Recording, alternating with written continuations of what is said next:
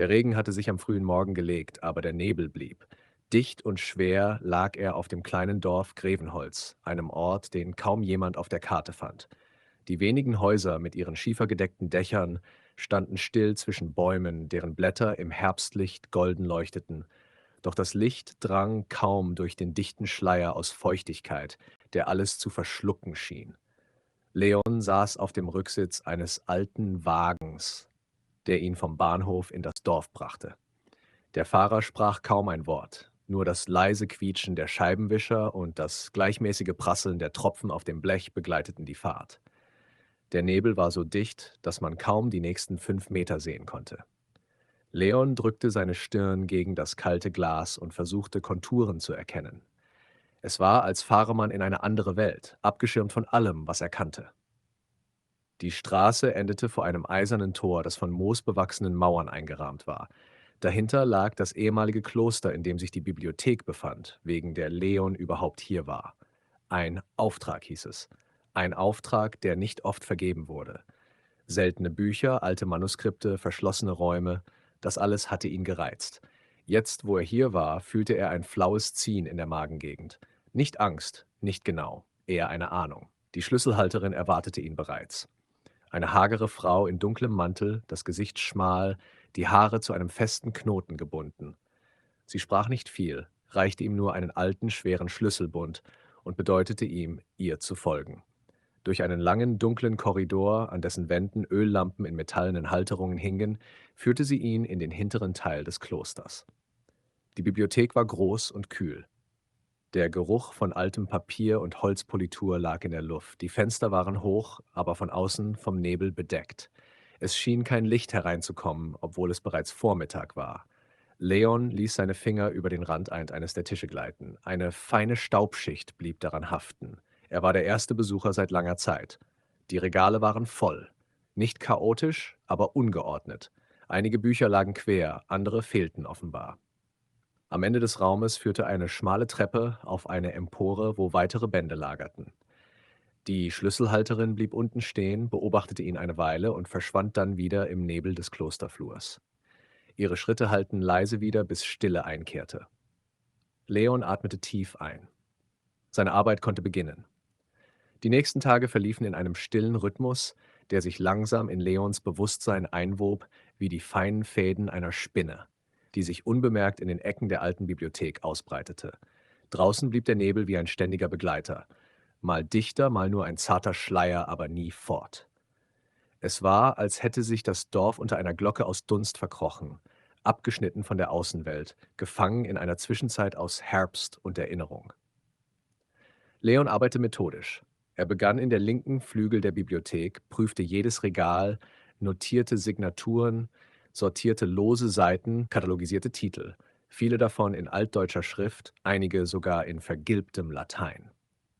Die Stille wurde nur unterbrochen vom Rascheln des Papiers, dem leisen Schaben seiner Feder über das Notizbuch und dem entfernten Ticken einer alten Standuhr, die irgendwo in den Fluren schlug, aber nie sichtbar war. Es war am 4. Tag seines Aufenthalts, als er im rechten Flügel auf eine Tür stieß, die sich nicht öffnen ließ. Sie war aus dunklem Holz, eingelassen in eine Wand zwischen zwei hohen Regalen. Kein Schild, kein Hinweis. Nur ein seltsames, beinahe verwittertes Zeichen über dem Türrahmen. Eine Art eingeritzter Kreis mit Linien, die sich durchkreuzten wie alte astronomische Zeichnungen. Leon versuchte mehrere der Schlüssel aus dem schweren Bund, den ihm die Schlüsselhalterin übergeben hatte. Keiner passte. Er ließ es zunächst dabei, machte sich eine Notiz, aber der Gedanke an diese Tür blieb. Es war weniger die Tür selbst, sondern vielmehr das Gefühl, dass dahinter etwas auf ihn wartete. Nicht bedrohlich, nicht direkt, aber da, wartend. In der Nacht darauf schlief er unruhig. Das Zimmer im Kloster war spärlich möbliert, das Bett hart, die Wände aus Stein. Es gab keinen Ofen, nur eine dünne Decke und den Geruch von kaltem Staub. Der Wind bewegte die Fensterläden und irgendwo in der Ferne war das Rufen eines Käuzchens zu hören. Doch was ihn wirklich wach hielt, war der Traum. Er sah sich selbst in der Bibliothek allein. Draußen peitschte der Regen, aber drinnen war es still. Nur das Licht einer einzigen Kerze erhellte den Raum. Er stand vor der verschlossenen Tür. Plötzlich öffnete sie sich langsam, ohne Geräusch, und dahinter lag ein Raum voller Licht. Flackernd, golden, wie von 1000 Kerzen. In der Mitte ein Lesepult, darauf ein offenes Buch. Doch bevor er näher treten konnte, erwachte er. Am nächsten Morgen war alles wie zuvor. Der Nebel lag schwer über dem Klostergarten. Kein Laut drang durch. Leon ging früher zur Arbeit, nahm seine Notizen zur Hand, doch seine Gedanken schweiften immer wieder zu der Tür. Er ging erneut dorthin, betrachtete das Symbol, das bei Tageslicht noch fremder wirkte. In einer spontanen Bewegung legte er seine Handfläche auf das Holz. Es war überraschend warm, zu warm für diesen Raum. Er ließ die Tür für diesen Tag ruhen, versuchte sich auf die Arbeit zu konzentrieren. Doch seine Augen glitten immer wieder zu den oberen Regalen. Dort entdeckte er ein lose eingestecktes Buch, das nicht zu den anderen passte.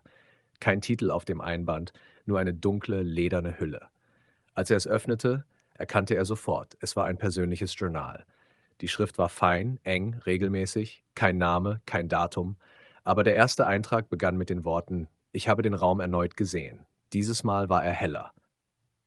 Er blätterte weiter. Es ging um Träume, um eine Tür, um eine Figur im Nebel. Leon spürte, wie sich seine Nackenhaare aufstellten. Die Beschreibungen glichen seinen eigenen Erlebnissen fast wörtlich.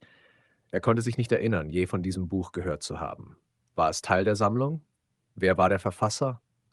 Am Abend, als er das Kloster verließ, um frische Luft zu schnappen, sah er zum ersten Mal die Kontur einer Gestalt im Nebel. Kein Gesicht, nur Umrisse, reglos wie in den Stein gemeißelt. Als er blinzelte, war sie verschwunden. Doch das Gefühl blieb, als würde ihn jemand beobachten, still, mit einer Geduld, die nicht menschlich war.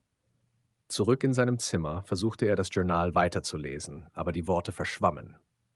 Der Schlaf übermannte ihn. Und wieder war da der Traum. Diesmal stand er vor dem Buch. Doch als er es berührte, lösten sich die Seiten in Rauch auf, und die Kerzen flackerten wie von einem plötzlichen Luftzug. Als er erwachte, war seine Handfläche gerötet, genau dort, wo er im Traum das Buch berührt hatte. Er beschloss, mit der Schlüsselhalterin zu sprechen. Vielleicht wusste sie etwas über das Zimmer, das Buch, das Symbol. Doch sie war verschwunden. Ihr Quartier leer. Die Tür stand offen, das Bett ungemacht. Niemand im Kloster hatte sie gesehen, aber niemand schien überrascht. Stattdessen fand Leon in der Bibliothek eine kleine Notiz auf dem Tisch, wo sie sonst nie lag. In der gleichen Handschrift wie im Journal stand dort: „Manche Türen öffnen sich nicht mit Schlüsseln." Erst jetzt fiel ihm auf, seit seiner Ankunft hatte er keinen einzigen Bewohner des Dorfes gesehen. Leon nahm die Notiz mit zitternden Fingern in die Tasche und ließ seinen Blick erneut durch die Bibliothek schweifen. Alles schien unverändert, doch in ihm hatte sich etwas verschoben. Er spürte die Grenze zwischen dem Sichtbaren und dem Verborgenen hauchdünn werden, so als könnte ein einziger Atemzug genügen, um sie zu durchbrechen. Noch bevor der Tag zur Neige ging, kehrte er zurück zu dem Regal, aus dem er das namenlose Journal gezogen hatte. Dort, ein paar Reihen weiter unten, fiel ihm ein dickes Buch auf, das zwischen zwei Wälzern eingeklemmt lag. Der Einband war grau und spröde, ohne Titel. Als er es herauszog, verstaubte der Umschlag in einer feinen Wolke und ein modriger Geruch breitete sich aus. Er trug das Buch zu einem Tisch am Fenster, das zwar vom Nebel verschleiert war, aber ein schwaches Licht hindurchließ. Als er es aufschlug, erkannte er sofort, dass es sich um eine Art Chronik handelte. Auf der ersten Seite stand in blasser Tinte: „Verzeichnis der Ereignisse in Grevenholz, begonnen im Jahre 1783." Die Einträge waren knapp, fast sachlich, beginnend mit Wetterbeschreibungen, Missernten, Taufen, Toten. Doch je weiter Leon blätterte, desto unruhiger wurde die Handschrift, desto seltsamer wurden die Einträge. Einzelne Seiten waren herausgerissen, besonders aus den Jahren um 1812 und erneut um 1904. An den Rändern waren Notizen nachgetragen worden, in anderer Tinte, anderer Schrift.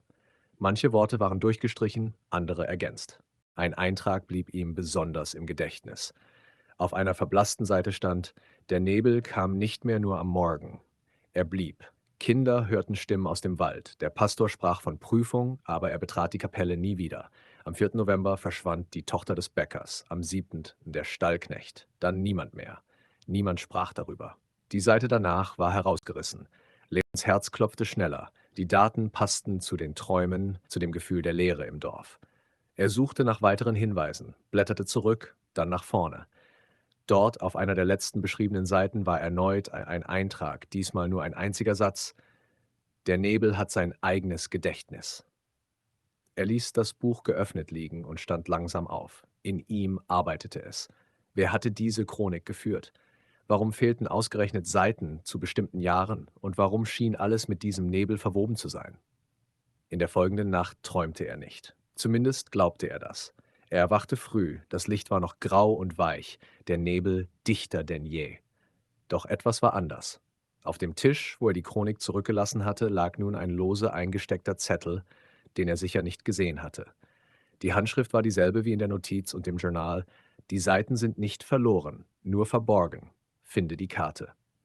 Leon las den Satz mehrfach. Eine Karte? Hatte er etwas übersehen? Er kehrte zum Regal zurück, untersuchte die Lücke, in der die Chronik gestanden hatte. Er klopfte gegen die Rückwand, zog weitere Bücher hervor. Nichts. Erst als er aus reiner Verzweiflung den Boden abtastete, fühlte er unter einer losen Diele einen Widerstand. Mit dem Taschenmesser, das er immer bei sich trug, hebelte er das Holz auf. Darunter ein dünnes, zusammengerolltes Pergament, sorgfältig verschnürt mit einer feinen, dunklen Kordel. Er trug es zum Tisch, entrollte es langsam. Die Karte war handgezeichnet, alt, aber gut erhalten. Sie zeigte das Gelände rund um das Kloster, die Bibliothek, den Glockenturm, einen alten Friedhof und einen Bereich, der auf keiner modernen Karte mehr verzeichnet war. Ein Pfad, der von der Rückseite des Gebäudes in ein bewaldetes Gebiet führte.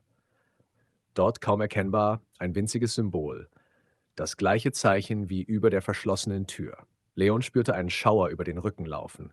Alles war miteinander verbunden, die Tür, die Träume, die verschwundenen Menschen, das Symbol, der Nebel. Und nun dieser Pfad. Er konnte nicht mehr stillsitzen. Die Karte fest in der Hand, stieg er die knarrenden Treppenstufen zur Empore hinauf, wo er einen besseren Blick auf das Gelände erhoffte. Doch der Nebel ließ nichts erkennen. Nur Schemen, nur Bewegung, die vielleicht keine war. Zurück in seinem Zimmer legte er die Karte unter die Matratze. Er wusste nicht, wem er trauen konnte, falls überhaupt jemand noch da war. Die Schlüsselhalterin war verschwunden und in der Bibliothek war er allein. War er das wirklich? Er dachte über das Datum des Eintrags in der Chronik nach. Der 4. November. Es war der heutige Tag. Am späten Nachmittag hörte er ein leises Klopfen an der Tür. Kein Klopfen, das nach Aufmerksamkeit verlangte, eher ein rhythmisches, langsames Pochen. Als er öffnete, war niemand da, nur auf dem Boden ein einzelnes Blatt. Kein Herbstblatt, sondern eine Seite aus der Chronik. Zerrissen am Rand, die Tinte verschmiert. Darauf stand: Es beginnt immer am selben Tag. Leon verbrachte den Morgen damit, die Karte erneut zu studieren. Er hatte sie nun mehrfach angesehen, Details verglichen, doch sie blieb rätselhaft. Der Pfad, der auf ihr eingezeichnet war, begann direkt hinter dem Kloster, führte in ein dicht bewaldetes Gebiet und verlor sich dort. Der Nebel, der weiterhin wie ein lebendiges Wesen um das Dorf und das Gebäude strömte, ließ keinen Blick in die Ferne zu. Der Wald war nur eine graue Wand aus formloser Feuchtigkeit. Trotzdem zog es Leon nach draußen. Mit dem Gefühl, dass der heutige Tag, der 4. November, eine Art Schlüssel war, ging er durch den kleinen Klostergarten vorbei an den verkrümmten Ästen des Apfelbaums und den vermoosten Steinen des Brunnens. Hinter dem Gebäude begann der Pfad. Er war kaum mehr als eine schmale Spur zwischen überwucherten Gräsern und blassen, herabgefallenen Blättern. Er folgte ihm, das Pergament sicher in seiner Manteltasche. Die Stille war erdrückend. Selbst die Krähen schienen heute zu schweigen. Der Nebel war dichter geworden, fast als würde er sich gegen jeden Schritt wehren, als wolle er Leon zur Umkehr bewegen.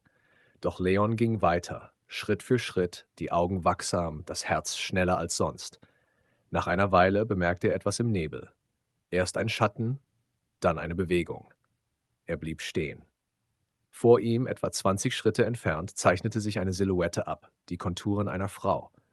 Sie stand reglos, den Kopf leicht geneigt, als würde sie zuhören. In der Hand hielt sie einen alten Regenschirm, dessen Spitze den Boden berührte. Leon rührte sich nicht. Er wagte kaum zu atmen. Die Figur blieb still. Der Nebel flackerte leicht um sie herum, als würde er sich in Wellen bewegen. Dann, ohne Vorwarnung, machte sie einen Schritt zurück und verschwand. Er rannte zu der Stelle, an der sie gestanden hatte. Nichts. Kein Geräusch, kein Abdruck, nur das feuchte Laub unter seinen Füßen. Er sah sich um, suchte mit den Augen die Umgebung ab, doch die Welt blieb leer. Der Pfad jedoch führte weiter, nun deutlich erkennbar, als hätte die Erscheinung ihn dorthin gelenkt. Eine halbe Stunde später stand er wieder vor dem Kloster. Der Ausflug hatte ihn erschöpft. In seinem Zimmer legte er die Karte erneut auf den Tisch. Der Punkt, an dem die Frau gestanden hatte, war nicht eingezeichnet. Aber er war sich sicher, dass er dort gewesen war. In der Nacht fand der Schlaf ihn spät. Er lag lange wach, lauschte den gedämpften Geräuschen des alten Gebäudes. Irgendwann schlief er ein. Und wieder träumte er. Er sah die Bibliothek. Leer, dunkel. Im flackernden Licht einer Kerze bewegte sich eine Gestalt zwischen den Regalen. Die Frau mit dem Regenschirm. Sie ging langsam, beinahe schwebend zwischen den Büchern entlang. Dann blieb sie vor einem Regal stehen, einem, das er kannte. Das mit den alten Chroniken. Als Leon erwachte, war es noch dunkel. Er zündete eine Lampe an und ging sofort zur Bibliothek. Der Nebel im Flur schien dicker als sonst. Er fröstelte. Unten angekommen, ging er direkt zu dem Regal, das er im Traum gesehen hatte. Er fuhr mit den Fingern über die Buchrücken, suchte nach etwas, das nicht passte. Hinter einem dicken Band über mittelalterliche Liturgien fand er einen Spalt. Ein Briefumschlag. Alt, versiegelt mit einem rissigen Wachssiegel. Er zögerte, dann öffnete er ihn. Der Brief war kurz: Für den, der sieht, was andere nicht sehen. Die Frau ist nicht neu. Sie kehrt zurück, wenn der Nebel ruft. Folge ihr nicht, wenn sie stehen bleibt. Folge ihr nur, wenn sie geht. Mehr stand nicht darin. Kein Name, kein Datum. Doch die Handschrift kam ihm bekannt vor. Sie ähnelte der im Journal und in der Notiz. Er legte den Brief vorsichtig zurück in den Umschlag und verstaute ihn in seinem Mantel. In seinem Inneren brodelte es. Wer hatte das geschrieben? Wann? War es eine Warnung oder eine Einladung? Der restliche Tag verging in seltsamem Schweigen. Keine weiteren Bücher riefen nach ihm. Keine Zeichen, nur das Gefühl, dass etwas beobachtete, das sich nicht zeigte.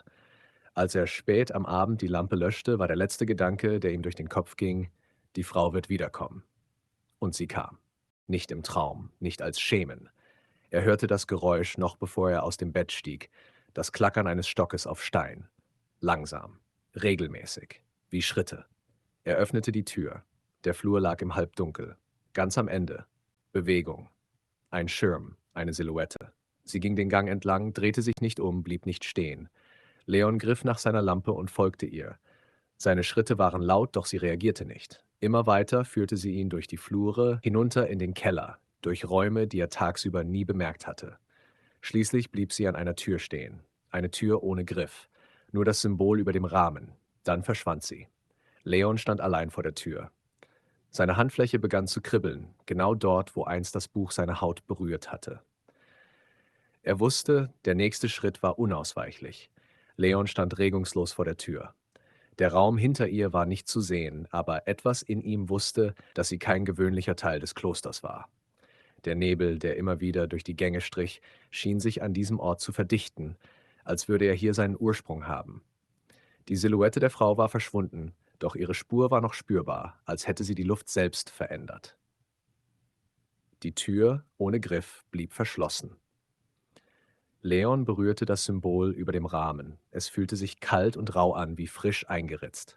Ein leises Summen vibrierte unter seinen Fingerspitzen, kaum hörbar, aber real. Er zog die Hand zurück und atmete tief durch.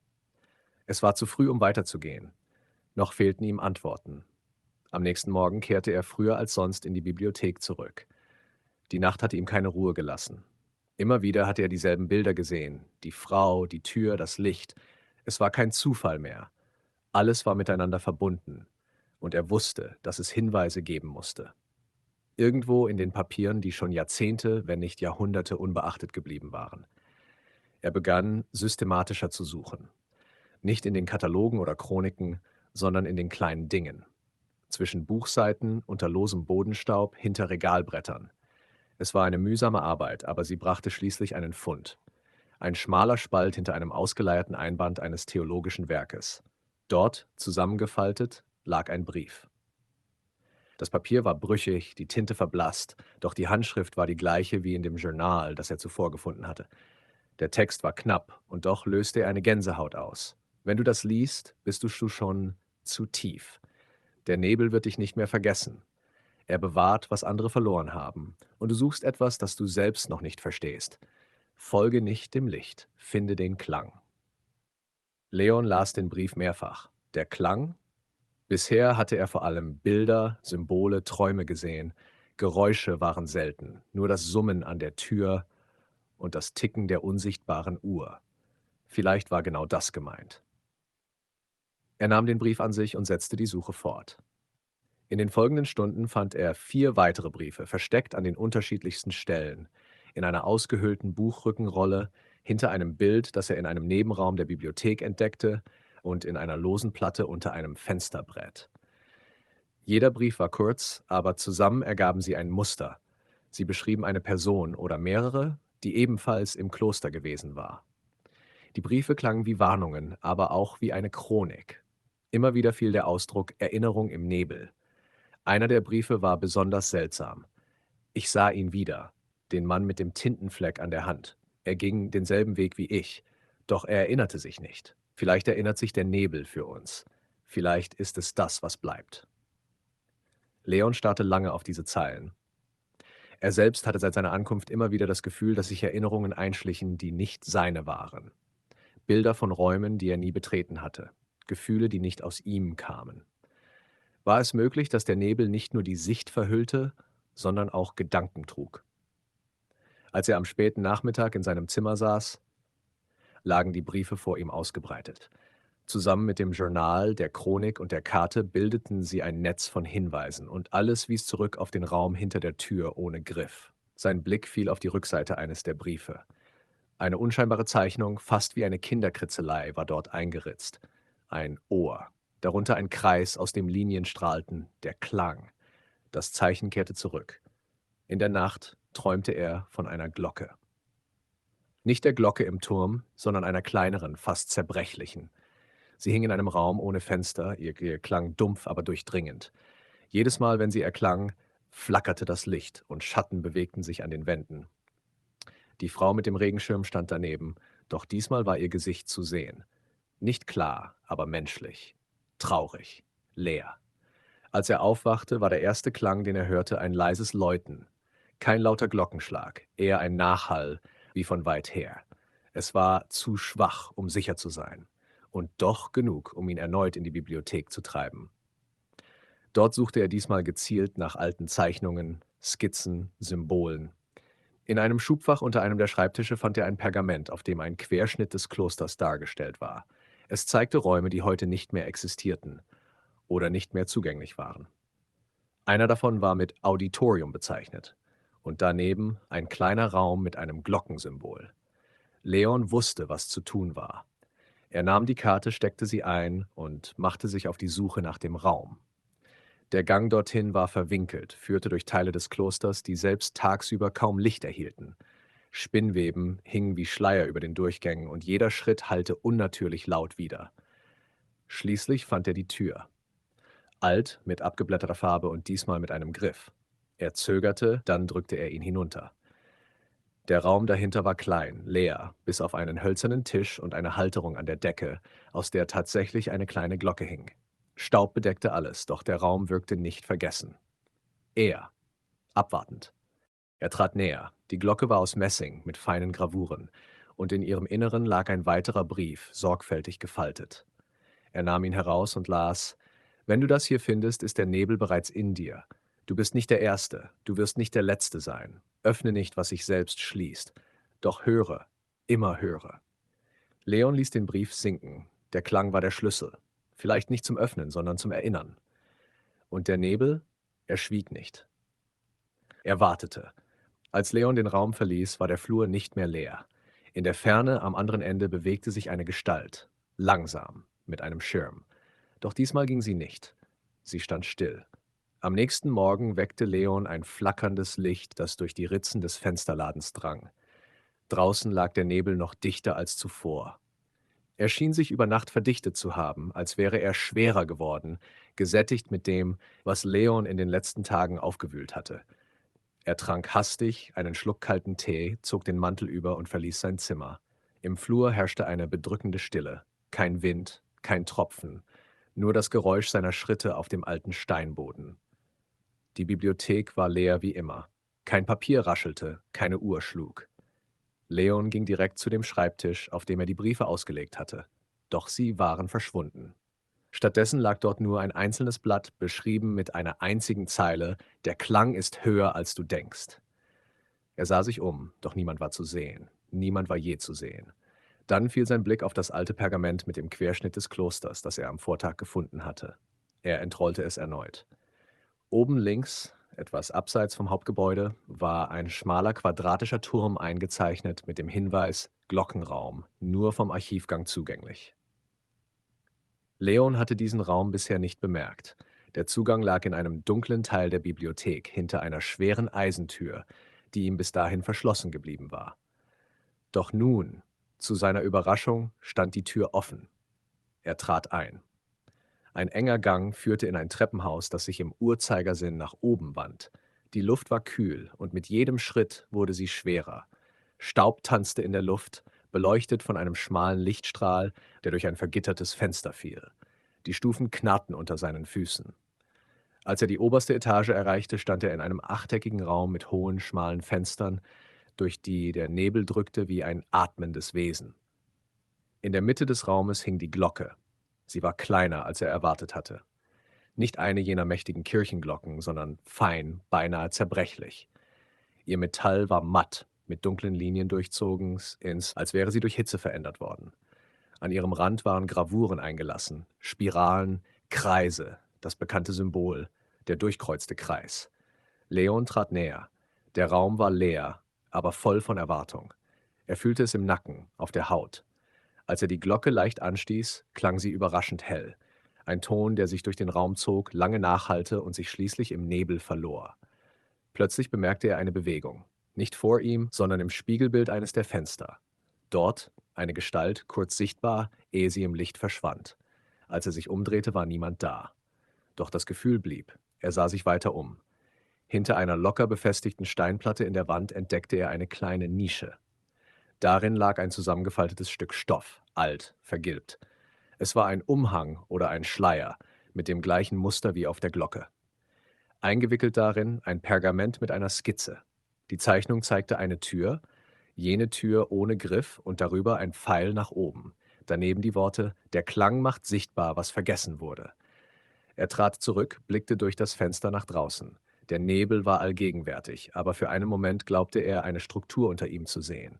Ein Weg, ein Muster im Garten. Es war zu flüchtig, um sicher zu sein. Der Klang. Er erinnerte sich an den Brief. Folge nicht dem Licht, finde den Klang. Er hatte den Klang gefunden. Doch was nun?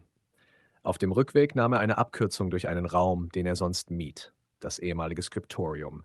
Die Fenster waren hier zugemauert und nur durch Ritzen drang schwaches Licht.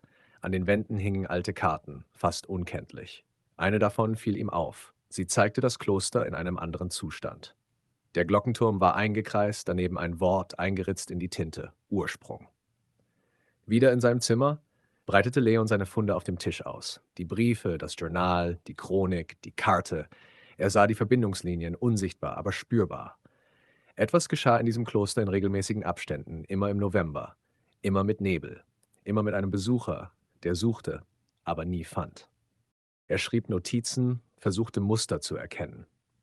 Die Chronik erwähnte keinen Namen, aber er begann zu vermuten, dass einige der Verschwundenen in Wahrheit nicht verschwunden waren, sondern geblieben, verändert, unsichtbar gemacht. Der Klang der Glocke hallte noch immer in seinen Gedanken. Er fragte sich, ob sie eine Tür geöffnet hatte, nicht physisch, sondern im Raum selbst. Vielleicht war der Klang ein Schlüssel für eine andere Art von Wahrnehmung. In der folgenden Nacht blieb er wach. Er wartete. Die Glocke würde nicht erneut läuten, das wusste er. Aber die Frau mit dem Schirm würde vielleicht erscheinen. Und sie würde diesmal nicht gehen. Kurz vor Mitternacht war es soweit. Der Nebel im Flur bewegte sich, ganz leicht. Dann das Geräusch von Schritten. Nicht fest, nicht schwer, wie von jemandem, der den Boden kaum berührte. Sie näherte sich, kam direkt an seiner Tür vorbei. Er folgte ihr nicht. Stattdessen trat er hinaus und sah ihr nach. Sie ging durch den Korridor, bog nicht ab. Am Ende des Ganges öffnete sich eine Tür, die vorher immer verschlossen war, die Tür zum Dachboden. Leon hatte sie nie betreten. Kein Schlüssel passte. Doch nun stand sie offen. Die Frau war nicht mehr zu sehen, aber ein schwacher Lichtschein drang durch den Türspalt. Er stieg die knarrenden Holzstufen hinauf, die Luft wurde dünner. Der Dachboden war niedrig, voll alter Möbel, Truhen, Kisten, Staub überall. Doch mittendrin ein leerer Kreis, als wäre dort nie etwas abgestellt worden. Und in der Mitte ein einzelner Stuhl. Darauf ein weiteres Pergament. Diesmal ohne Umschlag, ohne Schnörkel. Wer hier sitzt, wird sehen. Wer sieht, wird vergessen. Wer vergisst, wird bleiben. Leon trat nicht näher. Nicht sofort. Der Stuhl schien auf ihn zu warten. Doch irgendetwas in ihm sträubte sich. Er verließ den Dachboden wieder langsam, vorsichtig. Er wusste, der nächste Schritt würde alles ändern. Und der Nebel. Er würde nicht mehr nur draußen sein. Der Nebel hatte sich in der Nacht kaum bewegt. Als Leon am Morgen erwachte, war das Licht im Raum fahl und weich, fast wie aus Milch geformt. Er öffnete das Fenster einen Spalt, aber selbst der kühle Luftzug roch nach feuchtem Stein und abgestandenem Moos. Der Klang der Glocke hallte noch immer in seinem Inneren nach, als wäre er nicht verklungen, sondern in ihm weitergetragen worden. Der Stuhl auf dem Dachboden, das Pergament mit seiner Warnung, all das hatte sich tief eingebrannt. Doch heute zog es ihn hinaus. Nicht in die Bibliothek, nicht zu den Fluren des Klosters, sondern hinaus in den Nebel auf den Weg, den die alte Karte ihm gezeigt hatte. Der alte Friedhof lag abseits, hinter dem Glockenturm, halb vergessen am Rand des verwilderten Gartens. Er war auf der Karte nur mit einem verblassten Kreuz gekennzeichnet gewesen, ohne Namen, ohne Pfad. Leon nahm die Karte aus der Manteltasche und folgte den groben Linien über den feuchten Boden durch einen schmalen Durchgang zwischen zwei brüchigen Mauern. Der Weg war kaum sichtbar, verborgen unter Laub und nassem Gras. Er streckte die Hand aus, tastete sich durch den Nebel, der sich nun dichter anfühlte als je zuvor, fast wie ein lebender Vorhang, der ihn prüfte. Nach einigen Minuten sah er die ersten Umrisse, zerbrochene Steine, schiefe Kreuze, moosüberwucherte Grabplatten. Der Friedhof war klein, vielleicht 20, 30 Gräber, dicht gedrängt unter knorrigen Bäumen, deren Äste sich wie Finger über die Grabstätten legten. Es war kein Ort des Trostes. Es war ein Ort des Vergessens. Leon ging langsam von Grab zu Grab, las die Namen, wo sie noch lesbar waren. Viele der Inschriften waren verwittert, vom Regen ausgewaschen, vom Nebel verschluckt. Einige Steine waren gänzlich unbeschriftet, nur Blöcke aus brüchigem Kalk, in denen sich das Moos wie eine zweite Haut gefressen hatte. Am Rand des Friedhofs stand ein Grab, das sich von den anderen unterschied. Es war ein schlichter Stein, aber er war aufrecht, unversehrt, ohne Moos, ohne Risse und vor allem ohne Namen. Kein Datum, keine Inschrift, nur ein Symbol, wieder der durchkreuzte Kreis, diesmal tief in den Stein gemeißelt. Leon trat näher. Der Boden war weich, fast federnd, als würde er auf etwas Unsichtbarem stehen. Er ging in die Knie, berührte die Gravur. Der Stein war kalt, doch das Symbol fühlte sich wärmer an, wie ein Herzschlag unter der Oberfläche. Er schloss die Augen und hörte nichts. Kein Vogelruf, kein Wind, nicht einmal sein eigener Atem, nur Stille. Und doch war da etwas, ein kaum hörbares Wispern, ein Raunen, tief aus dem Boden. Er zog sich zurück, richtete sich langsam auf. Als er sich umsah, bemerkte er eine Veränderung. Der Nebel hatte sich kaum bewegt und doch war alles anders. Der Friedhof wirkte größer, älter, als hätte sich mit dem Kontakt zum Grabstein eine andere Ebene geöffnet. Hinter ihm erhob sich eine zerfallene Mauer, die vorher nicht dagewesen war. Oder er hatte sie nicht gesehen.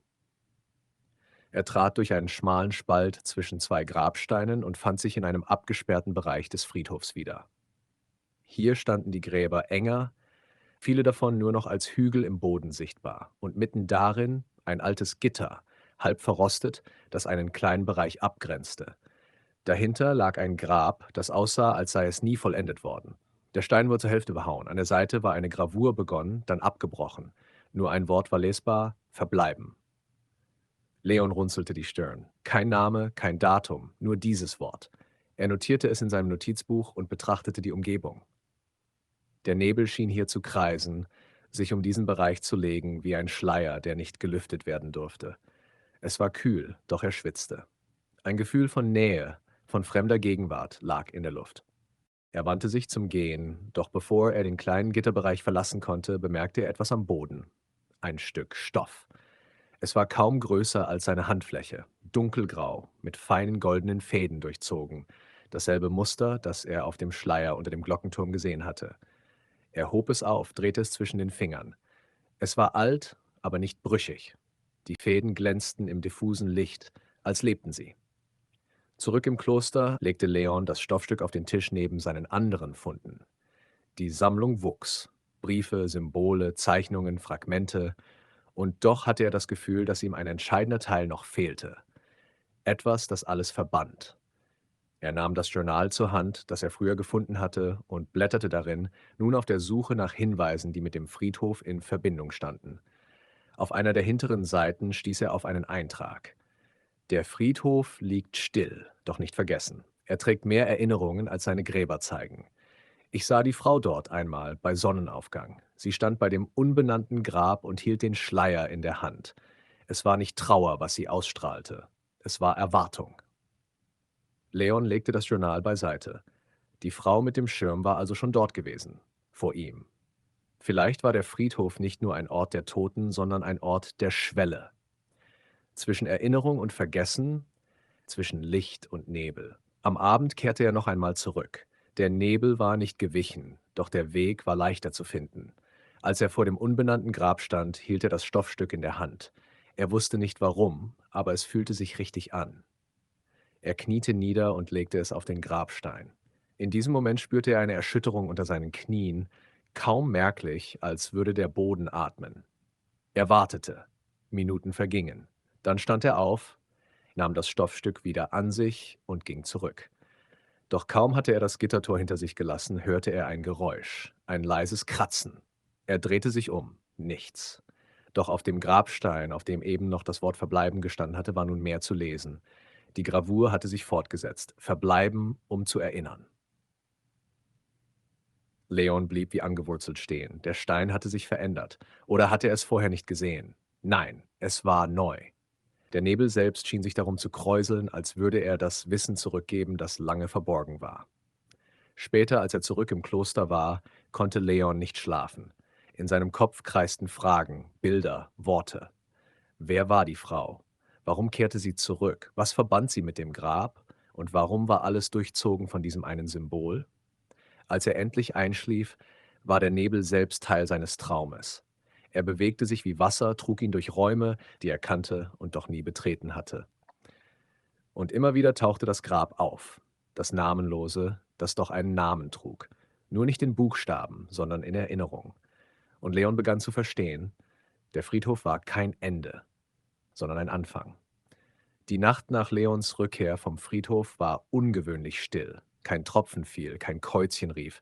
Der Nebel schien sich wie eine schützende Decke über das Kloster zu legen, schwer, aber nicht feindlich. Leon saß lange an seinem Tisch, betrachtete das Stoffstück mit den goldenen Fäden und das Journal mit dem Eintrag über die Frau, die einst bei dem namenlosen Grab gestanden hatte. Es war, als formte sich eine Geschichte, deren Teile er nur langsam zusammensetzte, wie ein Puzzle, bei dem einige Stücke durch Zeit und Vergessen ausgeblichen waren. Er legte sich spät schlafen, doch der Schlaf kam nicht leicht. Bilder des Grabes, des Symbols, der Stimme im Nebel durchzogen seine Gedanken. Erst gegen Morgen fiel er in einen leichten Dös, aus dem ihn ein Geräusch weckte, das nicht in die Stille passte. Ein leises Flüstern.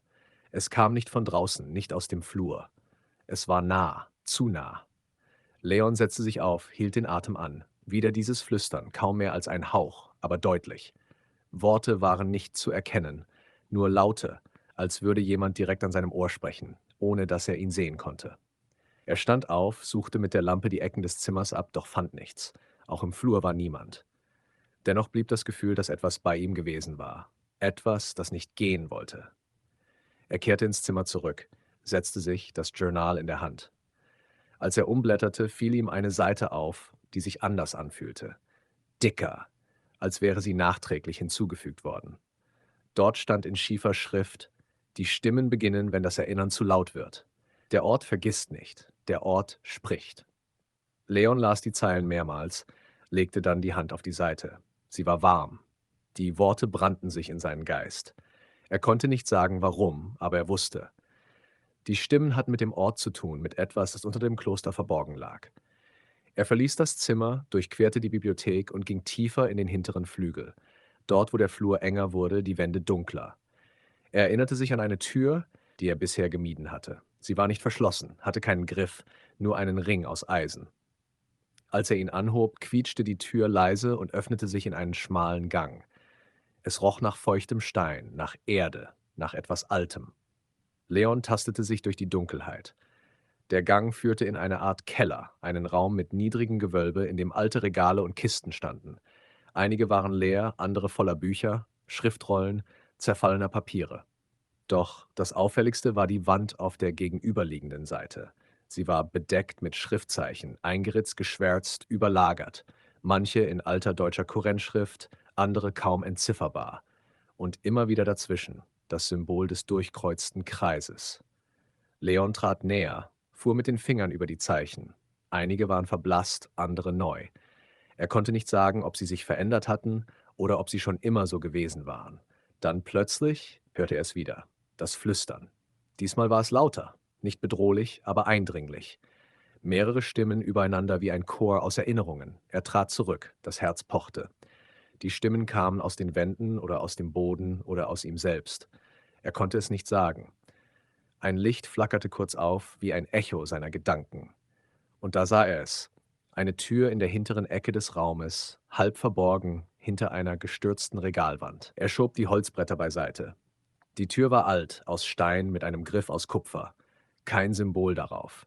Nur eine Vertiefung in der Mitte, rund wie für ein Medaillon oder ein Objekt, das fehlte. Er zog das Stoffstück aus der Tasche. Die Form passte nicht. Doch dann fiel ihm der kleine Schleier aus dem Glockenturm ein, den er eingewickelt gefunden hatte. Er war dort geblieben. Leon rannte zurück, durch den Gang, durch die Bibliothek, hinauf zum Turm. Dort, in der Nische, lag der Schleier noch. Er nahm ihn, faltete ihn auseinander. In seiner Mitte war eine kleine, runde Scheibe eingenäht, aus Metall mit dem Symbol in feiner Gravur. Zurück im Keller setzte er die Scheibe in die Vertiefung der Tür. Ein leises Klicken. Die Stimmen verstummten. Die Tür öffnete sich langsam, schob sich mit einem tiefen Grollen nach innen. Dahinter Dunkelheit. Leon trat ein. Der Raum war rund wie ein Zylinder. Die Wände waren glatt aus hellem Stein. Kein Staub, keine Spinnweben. In der Mitte stand ein Podest. Darauf ein Buch. Offen, die Seiten leer. Nur eine Zeile stand oben: Was du erinnerst, wird geschrieben. Er trat näher. Die Stimmen flackerten erneut auf, flüsterten, als wollten sie ihn führen. Leon nahm einen der alten Stifte vom Rand des Podests, setzte ihn an. Die Feder berührte das Papier und wie von selbst begannen Worte zu erscheinen. Nicht seine, aber sie kamen aus ihm. Ich kam nicht, um zu finden, ich kam, um erinnert zu werden. Die Feder glitt weiter. Satz um Satz füllte die Seite, dann die nächste. Leon las mit, verstand Bruchstücke, andere waren fremd. Namen tauchten auf, Orte, Zeiten, alles verwoben mit dem Nebel, dem Symbol, dem Klang. Er wusste, dieser Raum war das Gedächtnis, der Ort, an dem das, was verloren war, aufgezeichnet wurde. Und jeder, der kam, schrieb mit. Nicht bewusst, nicht gesteuert. Der Ort erinnerte sich durch ihn. Nach einer Stunde legte er die Feder nieder. Das Buch war halb gefüllt. Er trat zurück, blickte auf die Seiten. Die Tinte begann zu verblassen. Nicht zu verschwinden, sondern zu versinken, als wären die Worte in den Stein gesickert. Er verließ den Raum. Die Tür schloss sich hinter ihm, langsam, leise. Die Stimmen waren verstummt. Doch etwas war geblieben. In ihm. In der Luft. Im Nebel. Zurück in seinem Zimmer legte er sich aufs Bett. Er hatte nicht alle Antworten. Aber er wusste jetzt, der Ort sprach. Und Leon hatte begonnen zu hören. Der Raum hatte sich geschlossen. Aber das, was in Leon aufgewacht war, blieb. Der Nebel war nicht länger nur ein Schleier über Grevenholz. Er war Teil seiner Gedanken geworden, seiner Sinne, seines Atems. In den Stunden nach dem Besuch des unterirdischen Archivs, dem Gedächtnisraum, wie er ihn nun nannte, schien ihm jede Wand im Kloster zu lauschen. Die Stille war dichter als zuvor. Keine Glocke erklang, kein Schritt auf Stein. Es war, als wäre das Gebäude selbst in ein Warten gefallen. Leon schrieb. Nicht in seine gewohnten Notizen, sondern auf lose Blätter, die er in der Bibliothek fand. Worte flossen aus ihm, ohne dass er wusste, woher sie kamen. Namen tauchten auf, die er nie gehört hatte, Daten, die keinen Bezug zu seinem Leben hatten, Orte, die auf keiner Karte verzeichnet waren. Doch alles fühlte sich echt an, wie Erinnerungen, die nur ausgeliehen waren. Er entdeckte, dass sich die Schrift auf den Seiten langsam veränderte. Was er am Morgen geschrieben hatte, war am Abend bereits verblasst. Manchmal waren Buchstaben verrutscht, neue Sätze hinzugekommen. Einmal fand er eine Seite, die er sicher nicht selbst beschrieben hatte. Darauf stand: Du bist der Träger, nicht der Ursprung. Vergiss das nicht. Leon faltete diese Seite und steckte sie zu den anderen Hinweisen. Die Sammlung wuchs. Doch mit jeder neuen Entdeckung wurde auch die Unruhe in ihm stärker. Nicht Angst, sondern eine Ahnung, dass er sich einem Punkt näherte, von dem es kein Zurück mehr gab. In der dritten Nacht nach dem Besuch des Gedächtnisraums schlief er tief und traumlos. Erst gegen Morgen erwachte er mit dem Gefühl, beobachtet worden zu sein. Auf dem Stuhl gegenüber seines Bettes lag etwas, das vorher nicht dort gewesen war. Ein kleines, in dunkles Leder gebundenes Buch. Kein Titel, kein Zeichen. Als er es aufschlug, sah er seine eigene Handschrift. Es war ein Tagebuch, von ihm geschrieben, aber er konnte sich an keinen einzigen dieser Einträge erinnern. Die ersten Seiten beschrieben seine Ankunft in Grevenholz, fast wortgetreu, wie er es selbst erlebt hatte.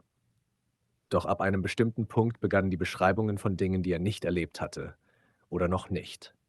Ein Eintrag lautete: Ich fand den zweiten Raum, nicht unter der Erde, sondern im Licht, hinter dem Fenster, das nie öffnet wurde. Leon legte das Buch weg. Er wusste, welches Fenster gemeint war. In der Bibliothek oben auf der Empore gab es eines, das stets vom Nebel verhangen war, nie Licht durchließ. Es war versiegelt, der Fensterrahmen mit Eisenplatten beschlagen. Bisher hatte er es nie beachtet, jetzt zog es ihn dorthin. Er ging sofort zur Bibliothek, die Morgensonne war im Nebel kaum zu erahnen. Auf der Empore angekommen, trat er vor das Fenster. Das Glas war blind, spiegelte nur seine verschwommene Gestalt. Er tastete nach einer Unebenheit, fand einen Riss im Rahmen. Mit dem Messer, das er für die Diele verwendet hatte, hebelte er das Eisen auf. Hinter der Platte war kein Licht, nur eine Mauer. Doch als er die Hand dagegen legte, war sie warm. Und dann spürte er einen Luftzug, obwohl es keine Öffnung gab. Ein leises Summen, kaum hörbar, lag in der Luft. Er trat zurück. In dieser Nacht sah er im Traum ein zweites Fenster. Nicht in der Bibliothek, sondern im Keller. Das Licht dort war golden, nicht wie Sonnenlicht, sondern tiefer, wie von Kerzen, die nicht brannten, sondern glühten. Und eine Stimme sagte: Nicht öffnen, erinnern. Am Morgen wusste Leon, was er tun musste. Er kehrte zum Friedhof zurück. Dort, wo das Grab war, dessen Inschrift sich verändert hatte. Diesmal brachte er das Journal mit, den Stoff, das kleine Lederbuch. Er legte sie nebeneinander auf den Grabstein. Der Nebel war dicht.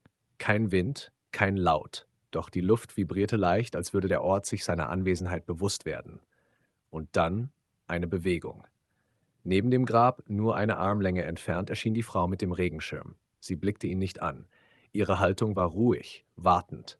Leon bewegte sich nicht. Er wusste, was der Brief gesagt hatte. Folgen, wenn sie geht, nicht, wenn sie steht. Minuten vergingen. Dann drehte sie sich um und ging langsam den Pfad entlang, der sich durch das Grabfeld wand. Leon folgte ihr. Kein Wort wurde gesprochen, kein Laut erklang. Der Weg führte sie nicht zurück zum Kloster, sondern tiefer in den Nebel, in einen Bereich, der auf keiner Karte verzeichnet war. Nach einer halben Stunde blieb die Frau stehen. Vor ihnen lag ein Hügel, kaum mehr als eine Erhebung im Boden, von Gestrüpp überwuchert. Sie zeigte mit dem Schirm darauf, dann verschwand sie. Nicht langsam, nicht plötzlich. Sie war einfach nicht mehr da. Leon trat auf den Hügel zu. Der Boden war weich, aber nicht sumpfig. Er ging in die Knie, begann mit den Händen das Laub beiseite zu schieben. Darunter Steine in einem Kreis gelegt. In der Mitte ein Metallring. Er zog daran. Mit einem leisen Knarren hob sich eine runde Luke. Eine Treppe führte hinab. Keine Lampe, kein Licht, nur Dunkelheit. Leon zögerte nicht. Er stieg hinunter, Schritt für Schritt. Die Luft war kalt, aber nicht feucht. Der Gang war schmal, die Wände aus altem Stein. Nach etwa 20 Stufen öffnete sich der Raum. Rund wie der Gedächtnisraum. Doch hier war alles anders. Die Wände waren nicht leer, sie waren bedeckt mit Spiegeln. Jeder Spiegel zeigte ein Bild. Kein Abbild von Leon, sondern Szenen. Ein Kind, das auf einer Bank liest. Eine Frau mit einem Schleier in einem verhangenen Zimmer, ein Mann, der durch die Bibliothek geht, eine Gestalt, die ein Buch schreibt. Und in der Mitte ein Spiegel. Leer. Schwarz. Leon trat davor. Und zum ersten Mal sah er sich selbst, nicht so wie er war, sondern wie er gewesen war. Ein kurzer Moment, dann flackerte das Bild. Und im Spiegel erschien das Symbol, der durchkreuzte Kreis. Die Luft zog sich zusammen. Leon spürte, wie sich alles in ihm verlangsamte. Gedanken, Atem, Zeit. Und dann verstand er war nicht der Erste und nicht der Letzte, aber er war nun Teil der Erinnerung. Nicht nur ein Suchender, sondern ein Träger. Der Ort hatte ihn erkannt. Als er den Raum verließ, war der Nebel nicht mehr kalt. Er war warm, willkommen. Der Morgen begann, aber das Licht drang nicht durch. Der Nebel war dichter als je zuvor, schwer und still, als hielte er den Atem an. Leon erwachte mit einem Gefühl der Klarheit, das nicht vom Schlaf kam, sondern von etwas Tieferem, einer Ahnung, dass seine Zeit sich wandelte. Er stand auf, langsam, mit ruhigen Bewegungen, als folgte er einem inneren Rhythmus, der ihm zuvor fremd gewesen war. Das Kloster war still. Die Bibliothek lag wie verlassen, doch sie schien ihn zu erwarten. Am großen Tisch lag das Journal. Die Seiten, die er selbst gefüllt hatte, waren leer. Doch diesmal erschrak er nicht.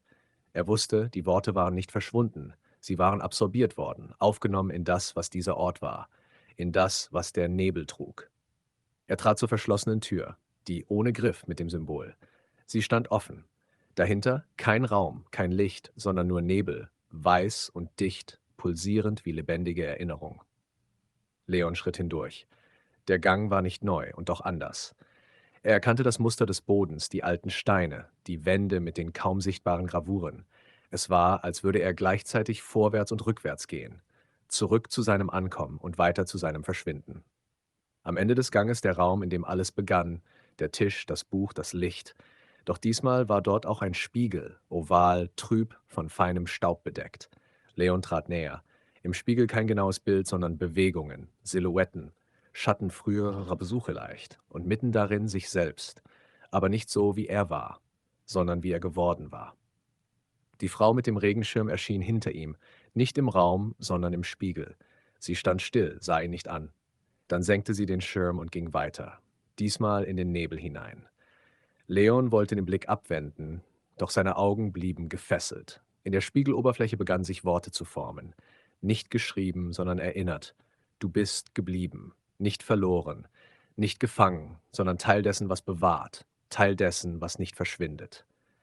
Er trat vom Spiegel zurück. Alles in ihm war ruhig. Kein Drang zu fliehen, kein Bedürfnis nach Antworten, nur Stille, weit und tief. Er ging zurück durch das Kloster, vorbei an leeren Räumen, offenen Türen, verblassten Schatten. Er sammelte nichts ein, nahm keine Tasche, kein Buch, kein Journal. Er hatte alles bei sich, in sich.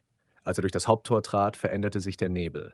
Er hob sich nicht vollständig, aber er öffnete einen schmalen Weg, gerade weit genug, um weiterzugehen. Kein Wagen wartete, kein Wegweiser, kein Geräusch. Leon setzte einen Fuß vor den anderen. Schritt für Schritt verschwand er in der Bewegung des Nebels, nicht als Fremder, sondern als jemand, der angekommen war. Im Kloster schloss sich keine Tür. Kein Buch fiel zu. Nur in der Bibliothek auf dem Tisch lag das Journal.